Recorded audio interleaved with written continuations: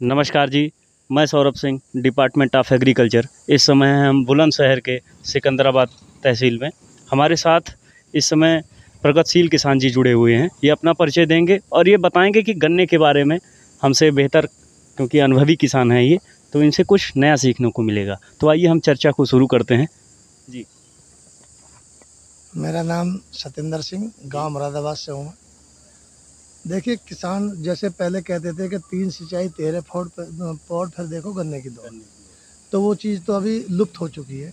उसका रीज़न है कि मैन पावर नहीं है। हम किसान वर्ग जो जितने भी हमारे पास में बच्चे हैं, वो सब पढ़ाई की तरफ अग्रसर ज़्यादा है। तो अभी किसान जो गुड़ाई करता है गन्ने की, वो ट्रैक्टर से करता है। ट्रैक्टर से सिर्फ जो खाली खोड़ है उसकी जुताई होती है। जहाँ पे गन्ने की या किसी भी पौधे की जड़ है, वो फोक में नहीं आती। तो मेरा मानना ये है कि अगर जैसे कि गन्ना हमारा कटा और हमने उसकी जुताई कर दी, जुताई करने के बाद में गन्ने की अगर हो सके तो कस्सी से या खुरपे से निराई करवा दी। उसके बाद में आपने उसमें जो उत्तम आप बता रहे हैं कि हमारा एक प्रोडक्ट है उत्तम, उत्तम को जो आप वैसे ना छिड़क के उसको अगर खोड़ खोड़ पे डाल के पानी डालते हैं, तो वो जो 80% काम करेगा। उसके बाद में आपने वो कर दिया, खेत को दोबारा जोत दो। और ये जो मिट्टी चढ़ाने के लिए सबके पास में आजकल रेजर है, जिससे हम खेत को बोते हैं, उसी से रेजर से मिट्टी चढ़ जाती है। दोबारा उसमें उत्तम और यूरिया क्वांटिटी के हिसाब से अपना जो उसका कैलकुलेशन करके उसको डालो और गूल चढ़ा दो। गूल चढ़ाने के बाद में खेत में पानी छोड़ दो। जब खेत नमी होती है, एक पानी छोड़ के दूसरे पानी पे नमी पे आप उसका एक बार जो मतलब डंचिंग की जगह तो आपने वो कर दिया, क्योंकि उत्तम पहले डाल दिया नीचे ज़मीन में, फिर आपने यूरिया और उत्तम दूसरा डाल कर उस पर गूल चढ़ा दिया। तीसरी बार में एक पानी छोड़ के दूसरे पानी पे आप उसका एक स्प्रे करा दो। स्प्रे कराने के बाद में खेत आपने जोत रखा, ट्रैक्टर से क्लियर है, साफ है। इतने ही आपका ये टाइम हो जाएगा तकरीबन 25 से 25 दिन। 20 से 25 दिन में पौधा हो जाएगा आपका समर्थ। उसके बाद में सिर्फ एक ही काम रह जाता है कि पौधे को नमी चाहिए, और जड़ में अगर बहुत ज़्यादा आप अच्छा करना चाहते हैं तो कैल्शियम और उत्तम और यूरिया तीनों का मिक्सचर बना के एक बार और डाल दो। अच्छा, एक मेरा प्रश्न ये है कि इस समय अगर हम ये पेड़ी में भी किया जा सकता है ये प्रक्रिया? किसी भी चीज़ में कर सकते हैं। करने के लिए तो देखो, पेड़ी हो और पौधा हो। डंचिंग एक ऐसी चीज़ है कि डंचिंग का मतलब क्या है, हम जो हमारा केमिकल है, कोई भी असल्ट है, उत्तम है, गन्ना स्पेशल है, या जो भी है, अलग अलग कंपनियां अलग अलग नाम से बना रही है। डंचिंग का मतलब है हम उस दवा उस केमिकल को गन्ने की जो कोई भी फसल है उसकी जो जड़ है, जो उसको जड़ को डायरेक्ट दे रहे हैं। बिल्कुल। तो जब जड़ से पौधा जमीन से जड़ जो कोई चीज़ लेगी तो उसकी क्रिया में लगेंगे 10 से 12 दिन। और अगर हम पत्ती पे डालते हैं उस चीज़ को, जैसे छिड़काव करते हैं, स्प्रे करते हैं, तो उसमें लगेंगे उसको 4 से 5 दिन। क्योंकि कोई भी पौधा अपनी पत्ती से ही भोजन लेता है। बिल्कुल, नाइट्रोजन लेता है, जो सूर्य से जो ऊर्जा लेता है, जो भी चीज़ लेता है वो सब अपनी पत्ती से ही लेता है। चाहे कोई भी पौधा है। अगर छिड़काव करते हैं तो उसका 4 से 6 दिन लगेंगे, और ज़मीन में हम उसको डालते हैं। डंचिंग जो करेंगे उसको जड़ मजबूत होगी, फटाव आएगा, जिसको हम कहते हैं ब्यात करना। ब्यात करेगा, जड़ मजबूत होगी। जब गन्ने की जड़ मजबूत, कोई भी चीज़ है, पौधे की जड़ मजबूत होगी तो पौधा हमेशा स्वस्थ रहेगा। जैसे कि एक अच्छे स्वस्थ इंसान के जो शरीर में इम्यूनिटी ज़्यादा अच्छी होती है तो बीमार नहीं होता, और जब इम्यूनिटी अच्छी होगी इंसान की, वो बीमार नहीं होता। तो इसी तरह से कोई भी पौधा अगर वो स्वस्थ है, उसकी क्रिया अच्छी तरह से हो रही है, तो जैसे कीड़ा है, अब एक बार कई बार क्या चैंटी लगने से भी पौधा नष्ट हो जाता है, और एक बार ऐसा होता है कि दीमक भी उस पर असर नहीं कर पाती। क्यों? कि पौधा स्वस्थ है, जड़ उसकी मजबूत है। अगर एक दो जड़ उन्हें काट भी दिया दीमक ने तो उससे पौधे को कोई फर्क नहीं पड़ता। अच्छा, कहीं ना कहीं ये लगता है आपको कि जब हमारी जड़ें मजबूत होती हैं, हमारे पौधे स्वस्थ होते हैं, तो उन पे बीमारियों का प्रभाव कम पड़ता है? उसका रीज़न है, अगर जितनी जड़ मजबूत होगी, मानो एक पौधे के अंदर 5 जड़ है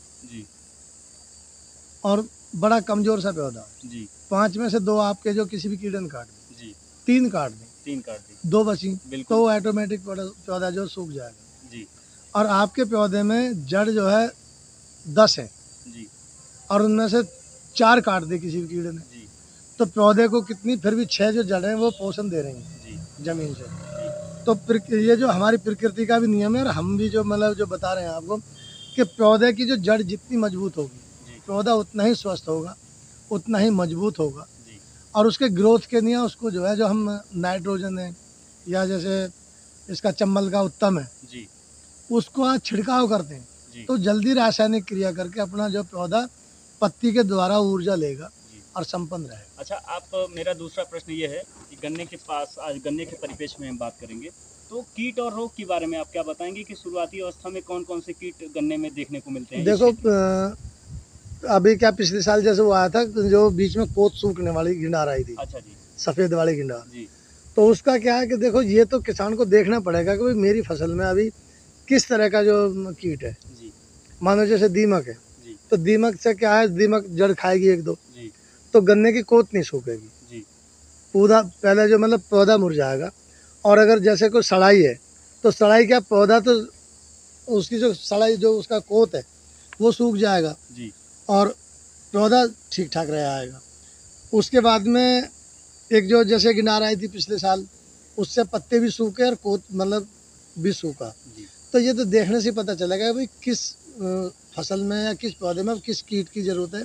उसमें कीटनाशक है, कीटनाशक का भी यही, अगर कीटनाशक का एक कीटनाशक आप स्प्रे कर रहे हो तो स्प्रे पर काम कर रहा है, एक कीटनाशक आप ज़मीन में डाल रहे हो जैसे दीमक है, गिंडार है, सड़ाई क्या है वो पेड़ के अंदर होती है तो उसका स्प्रे ही करना पड़ेगा, नीचे डालना पड़ेगा। हमारा प्रश्न ये कि जैसे आपने गन्ना बुआई करने जा रहे हैं आप तो सबसे पहले खेत की तैयारी में क्या क्या ध्यान देना चाहिए किसान भाइयों को? सबसे पहली बात तो ये है कि चाहे आप किसी भी खेत में गन्ना बो, चाहे गेहूँ के में बो चाहे आलू के में, लेकिन आलू के में क्या कि जैसे हम आलू का गन्ना बोलते हैं तो उसमें अपना कैल्शियम भी डालते हैं, फास्फोरस भी डालते हैं, मतलब उसमें डाई भी डालते हैं तो पोषण तत्व तो उसको ज़्यादातर मिलते हैं। और 3 महीने की फसल है उसके बाद में खेत खाली हो जाता है, खेत की गुड़ाई भी अच्छे से हो जाती है। अच्छे से गुड़ाई हो गई, खेत बारीक हो गया, आपने खेत को बो दिया। तो बोते टाइम सबसे पहली बात तो कि ये है कि अगर जैसे कि गन्ना आप बो रहे हैं तो गन्ने को जो दवाई आती है कीटनाशक जिससे कि जो आपने गन्ना ज़मीन में डाल दिया, दीमक है या कोई वैसी गिनार है, उसको पहले गन्ने को भेजा जाए उसमें डाल के और जब गन्ना बोया जाए तो उससे 50% बेनिफिट ये होगा कि जो कीट है, जो कीट मतलब जैसे कीड़े लगते हैं ज़मीन में, दीमक हुआ, वो गिंडार हुई, वो चीज़ें मेरे मानने के अनुसार 60% असर नहीं करेगी। हम आपको बताना चाहेंगे कि जब हम किसान भाई हमारे गन्ना बोते हैं तो सबसे पहले बीज उपचार बहुत ज़रूरी होता है। बिल्कुल। तो गन्ने के लिए स्पेशली क्योंकि हर बीज के लिए अलग अलग से बीज उपचार होते हैं। जैसे कि गन्ने की बात करें हम तो उसके लिए आता है एरिटान और एग्लाल। हाँ। एरिटान एग्लाल क्या है कि ये जब हम इससे सीड ट्रीटमेंट करते हैं तो क्या होता है कि जो सॉइल बॉर्न डिजीज़ होती हैं या सीड बॉर्न डिजीज़ होती हैं बीमारियां और रोग, तो क्या होता है कि वो आपने जैसे बताया ना 70 से 80% कम हो जाती हैं, संभावनाएं कम हो जाती हैं। बिल्कुल आपने ठीक बताया। उसके बाद किसान भाई क्या करें सीड ट्रीटमेंट करने के बाद? सीड ट्रीटमेंट कर दिया तो आप अपने जो खेत में जो अपना बीज डाल दो। डालने के बाद में क्या आप तो किसान खैर ज़्यादातर डालते हैं सूखे में बोते हैं, लेकिन सूखे में खेत जैसे जो हम धान और इसका गन्ना लगाते हैं मेरे हिसाब से वो गलत है। कारण है उसका कि हमने गन्ना डाला, गर्मी के टाइम हो गया, रेत मिट्टी भी गर्म होती है, बिल्कुल गर्म होती है तो उससे जो है कोई भी जो चीज़ अगर हद से ज़्यादा उसके अंदर हीट होती है तो नुकसान करती है। बिल्कुल उसमें क्या है कि 10% जो पौधा है वो जर्मिनेशन गल जाता है, जैसे आँख होती है 10%, मतलब 10% में जो पौधे की आँख होती है वो ख़राब हो जाती है। अब वो एक अच्छी लक की बात है कि भाई चलो नई वैरायटी के बीज हैं, जमे आया और एक में से 2-2 3-3 हो गए। दूसरा पहले तो हल से जो ईखें बोती थी, ज़मीन भी सारी हल से बोती थी, अब जो है मशीनों से बोने लगी, थोड़ा सा गैप ज़्यादा हो गया। तो गैप ज़्यादा होने का कारण क्या है कि एक तो स्पेस ज़्यादा मिल गया पौधे को। जैसे कोई पौधा अगर सक्रिय जगह में होगा तो उसको स्पेस कम मिलेगा, उसका तना कमज़ोर होगा, अच्छे से वो ग्रोथ नहीं कर रहेगा, तो वो चीज़ हो गई। दूसरी बात मेरा मानना तो ये है कि हमेशा गन्ना या कोई भी आप फसल कर रहे हैं उसमें पलेवा करके ही खेत की बोई जाए तो ज़्यादा बेटर है मेरे मुताबिक। अच्छा, आपसे हम दूसरा प्रश्न हमारा ये है कि जैसे हम गन्ना लेते हैं तो एक कितने टुकड़े आँख जो आँख का टुकड़ा होता है कि गन्ने में कितने आँखें होनी चाहिए बुआई के लिए सबसे उपयुक्त होते हैं? देखिए जो सबसे उपयुक्त है, जितना गन्ने का टुकड़ा छोटा होगा कम से कम मतलब ज़्यादा से ज़्यादा दो दो आँख दो आँख का जी।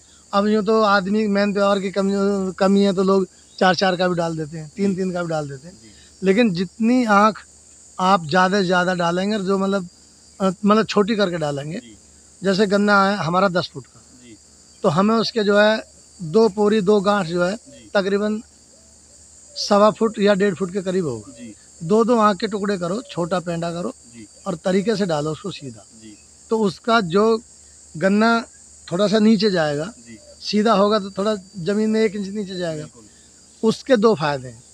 एक तो मैं मानता हूँ कि 2-4 दिन जमने में लेट होगा, लेकिन जो गन्ना ऊपर है, हमेशा ऐसा नहीं है कि हम तराई में रखेंगे, मानो आपका 4 दिन पानी लेट हो गया, तो सबसे ज़्यादा किस पे असर करेगा?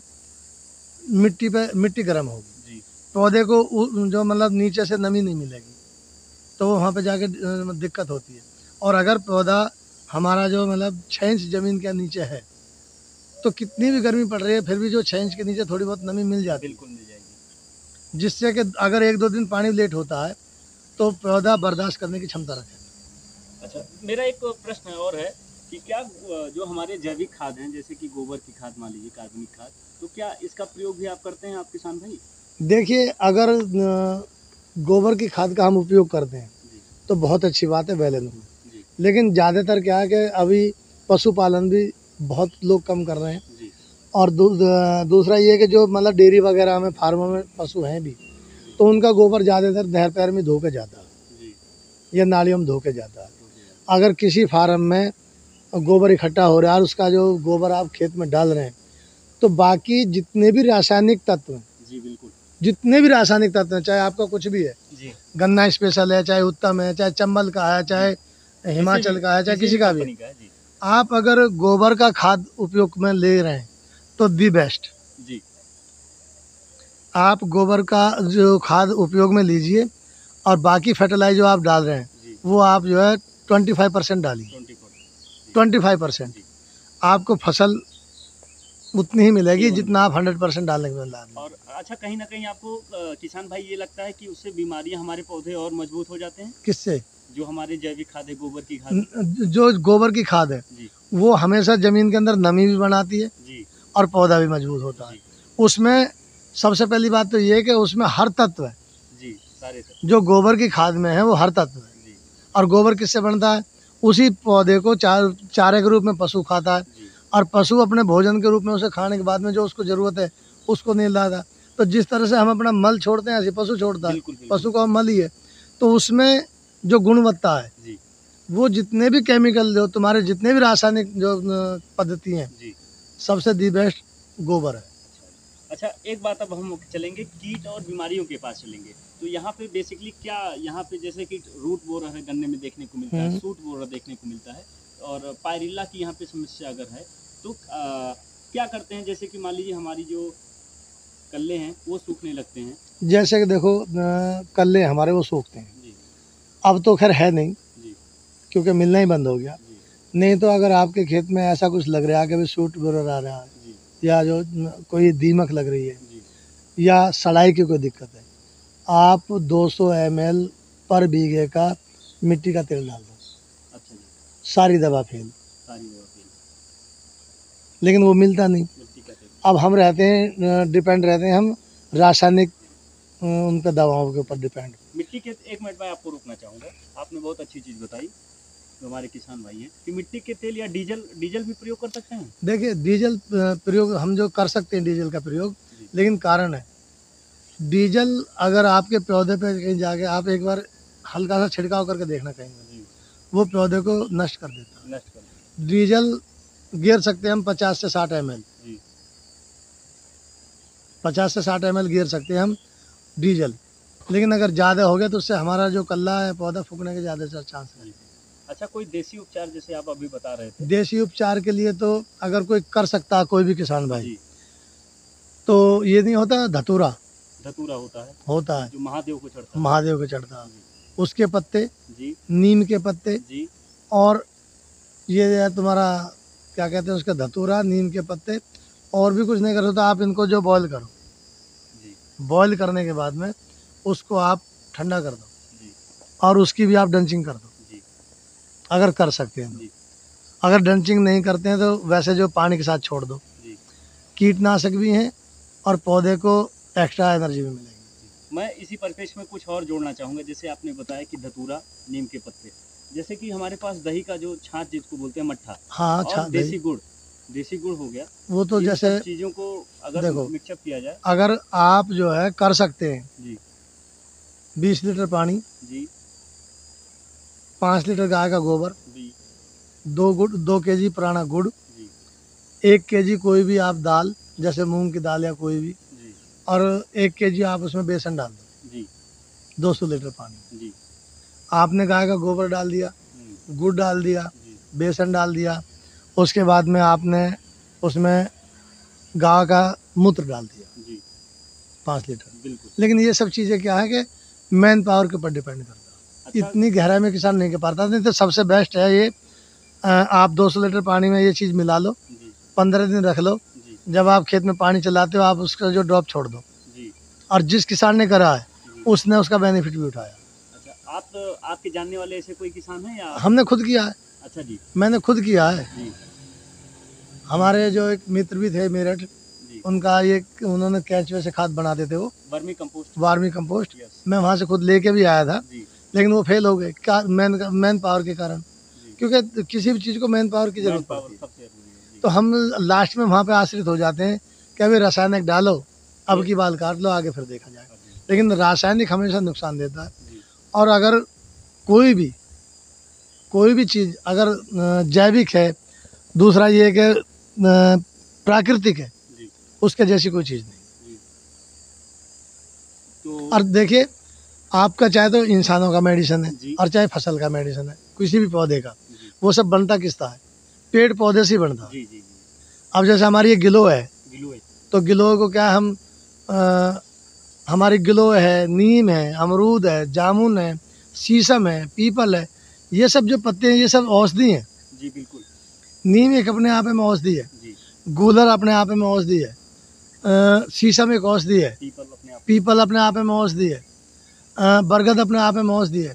तो ये जो आप चीज़ बना रहे हैं ये कहीं और थोड़े बना रहे हैं, ये सब पेड़ पौधों पे क्रिया करके उन्हीं से आप जो मतलब बना रहे हैं। कि ऐसा तो है नहीं कि भी आप मिट्टी में से कोई चीज़ बना रहे हैं। अच्छा, कहीं ना कहीं आपको ये लगता है कि जो हमारे पुराने लोग थे, जो हमारे पुरखे थे, हाँ बुजुर्ग थे, वो कहीं हमसे बेहतर प्रकृति को समझते थे, ज़्यादा समझते थे, और हम कहीं ना कहीं इसको भूलते भी जा रहे हैं प्रकृति को। देखिए, अभी जो है हमारे हिंदुस्तान में कुछ लोगों का रुझान आयुर्वेद पे आया जी, और कुछ उस पर एजेंसियां काम भी कर रही हैं जी, आयुर्वेद में। और जो हमारे पहले बुजुर्ग थे, सबसे पहली बात तो मैं आपको एक बात बता दूं कि जितनी भी रासायनिक चीज़ें पैदा हुई हैं उनसे हमें लॉस यही रहा है कि हमारे शरीर पे इफेक्ट पड़ा है, हमारी इम्यूनिटी गुम होती जा रही है। इम्यूनिटी गुम हो रही है, हमारे शरीर में ताकत नहीं है, रोग जो वर्धक क्षमता नहीं है, तो हम बीमार हो रहे हैं। नहीं तो पहले 80-80 साल तक, 90-90, 100-100 साल तक हमारे बुजुर्ग जी हैं। हमारे पिताजी अब भी हैंगे 80 साल के। एक हमारे ताऊजी श्याम सिंह, उनकी 85-86 साल उम्र है, वो अभी 20 किलोमीटर घूमते हैं। क्यों? एक तो आदमी ने अपना रूटीन चेंज कर दिया, एसी आ गई, कूलर आ गए, पंखे आ गए, फिर गैस आ गई, ऐसी खेती हो गई। भाई पौधा भी तो वही हो गया। पहले हल से गन्ना जुतता था, हमारे पिताजी हल से जो इधर भी गन्ना जोत देते थे, इधर भी गन्ना जोत देते थे, मतलब गन्ने को 4-5 बार चारों तरफ से जोत देते थे, और पानी 2 ही 3 लगते थे पूरे भाटे में, क्योंकि जुताई होती थी खेत में। जब ज़्यादा कुछ जुताई होती रहती है तो उसके नीचे नमी बनी रहती है। जब खेत पट होता है तो उसमें नमी भाग भी जाती है, लेकिन जुताई होने के बाद में क्या नमी बनी रहती है। तो वो यही रीज़न था कि पौधा पानी कम मांगता था और उसको जो मतलब ऊर्जा भी मिलती थी, सब चीज़ मिलती थी, पौधे स्वस्थ रहते। पानी सिंचाई के साधन भी नहीं थे ना, इतने अच्छा इतने साधन भी नहीं थे। और अभी क्या है कि सिंचाई के साधन बहुत हैं, लेकिन निराई गुड़ाई के साधन नहीं है। तो निराई गुड़ाई के बाद हम चलेंगे कि पौधों के लिए निराई गुड़ाई कितनी आवश्यक है, आप इसके बारे में देखिए। इसमें आपका नाम क्या भाई? हमारा नाम सौरभ सिंह है। सौरभ सिंह, आदमी की खुद की इच्छा के ऊपर डिपेंड करता है। मैं आपको एक बीच में एक बात बताता हूँ जी कि अभी आदमी की इम्यूनिटी और शारीरिक जो क्षमता है वो बहुत दुर्बल हो गई। जी तो उसका कहाँ ध्यान ध्यान जाता है? कमज़ोर आदमी क्या सोचता है? या तो गुस्सा करता है या लेडीज़ के बारे में सोचता है। जी इसी यही हमारा ज़मीन का भी कारण है कि ज़मीन में जितना रासायनिक खाद पड़ेगा उसमें उतनी ही गर्मी पैदा होती है। पहले आप पानी लगा देते थे, खेत 10-10 12-12 दिन तक जुताई नहीं आते थे।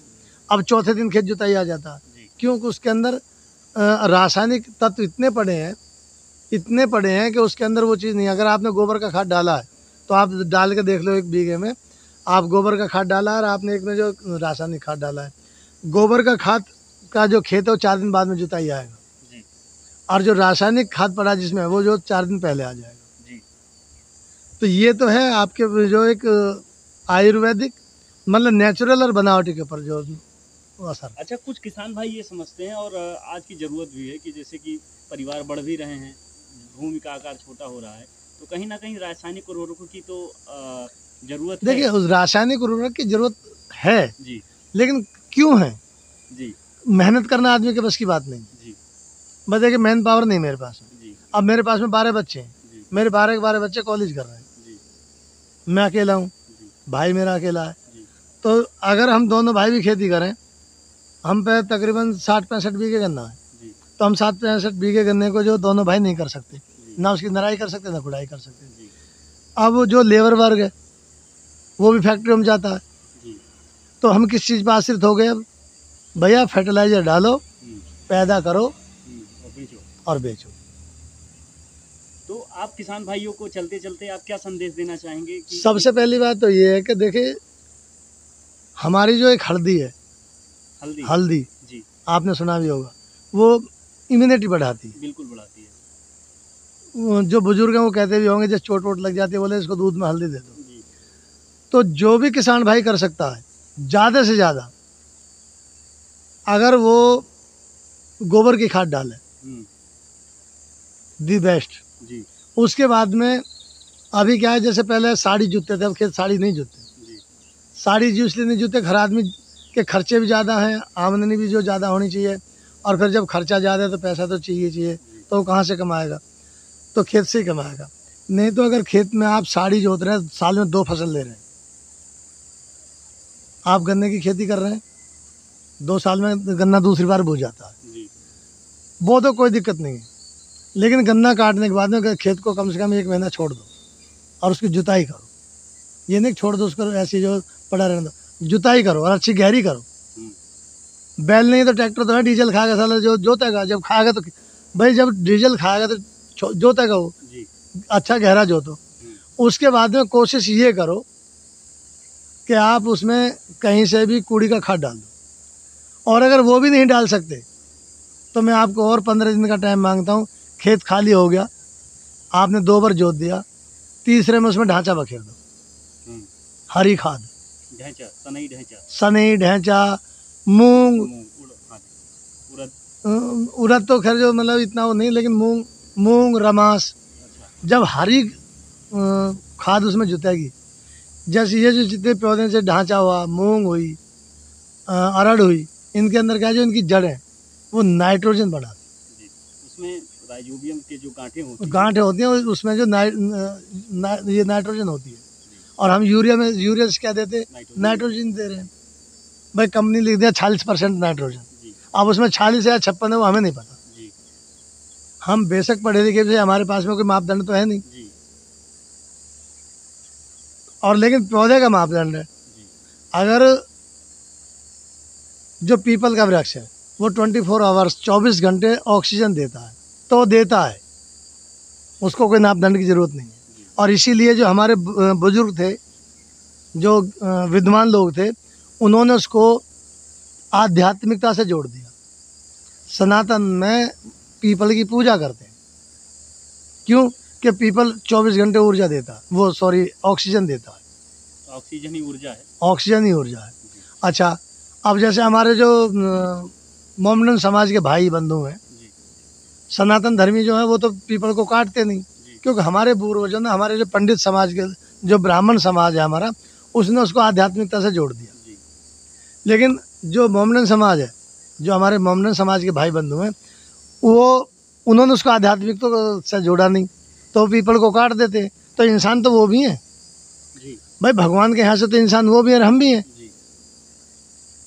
तो हम तो उसको जो एक जो मतलब भगवान का रूप देने लगे, और वो उसको एक पौधा ही मानते हैं। अच्छा, कहीं ना कहीं आपको ये लगता है कि वर्तमान समय में गर्मी का जो चलते चलते, अगर हम अपने प्राकृतिक में भी चर्चा करें, क्योंकि प्राकृतिक है तो सब कुछ है, हम हैं, हाँ बिल्कुल, और संपूर्ण पृथ्वी है, तो कहीं ना कहीं आपको ये लगता है कि जो ये गर्मी का तापमान इस समय वर्तमान में 48, 50, कहीं कहीं 51, 52 भी पहुंच गया है, तो इसके बारे में आपका क्या रुझान है?